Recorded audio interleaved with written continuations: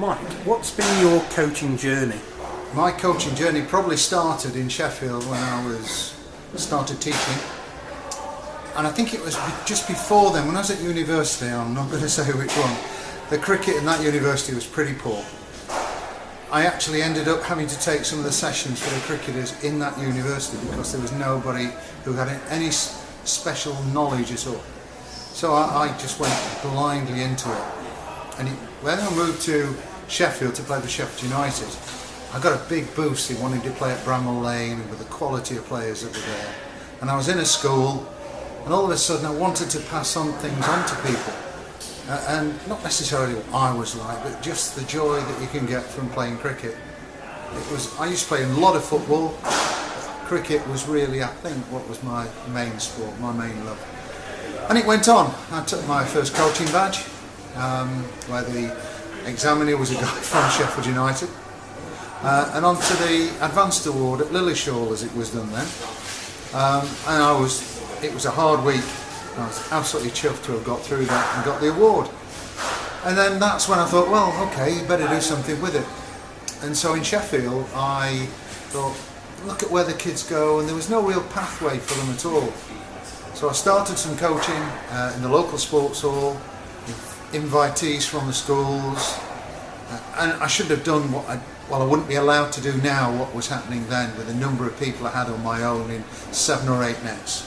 It was really wrong, but I wanted to do it, and I never had any accidents or anything. The kids loved it, and eventually Sheffield Boys became part of the Yorkshire Schools setup, which is excellent. How have you seen coaching develop in your lifetime? Well, I think coaching was very much regimentated at the beginning.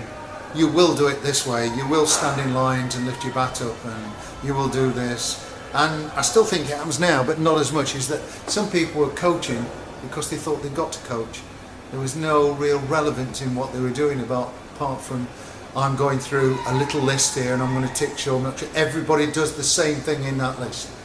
And I think where we've got to now, really, is, and I do a lot of hockey coaching as well, is let these kids, let these adults learn for themselves a little bit. Let them make their decisions and then kind of push them the right way. So you provide the support and the technical expertise, but they make some decisions. And let them learn for themselves if things work or don't work. And I think from that, I think one thing I've always learned, hoped I've learned anyway, is that if something works, don't break it. Don't change it just for the sake of it. If something works, go on. Let it happen. You might have to tweak here, you might have to tweak there. Do it in a nice way, ask questions the right way, see whether you can persuade the candidates, if you want to call them that, to come with the answer themselves. It's a bit like politicians. What you do with a politician is you convince the politician that the idea you had, he'd had, and then they go with it. So it's a bit like that, I think. What do you believe the fundamental role of a coach is? Now, to support and provide that help that somebody that's learning the game needs to be given. A number of times we probably put people off by trying to be too regimentated, and the people can't do it, the little ones can't do it, and they walk away. They want to enjoy what they're doing, so they don't want you shouting every 5 minutes. You need to get a rapport with these kids, but the rapport almost needs to come from them in a way. You've got to stand back, observe and look and think and work out, how am I going to help that boy? Does he want to be helped? How can we help him? And just from your analysis and your observations, work with them. Not, as I say, not my way is the only way. And I think the other thing is we have to be careful that a lot of coaches, perhaps in the past, have coached people how they play. And people are not ready for that. They want to play their own way. They want to do what they can do. And if we can get that enjoyment and that self-learning coming through, we'll get a generation that want to come on. If you're in a game, people have to learn for themselves. The coach can't shout, or shouldn't anyway, shouting out from the outside, running on, dragging, giving messages. They've got to learn.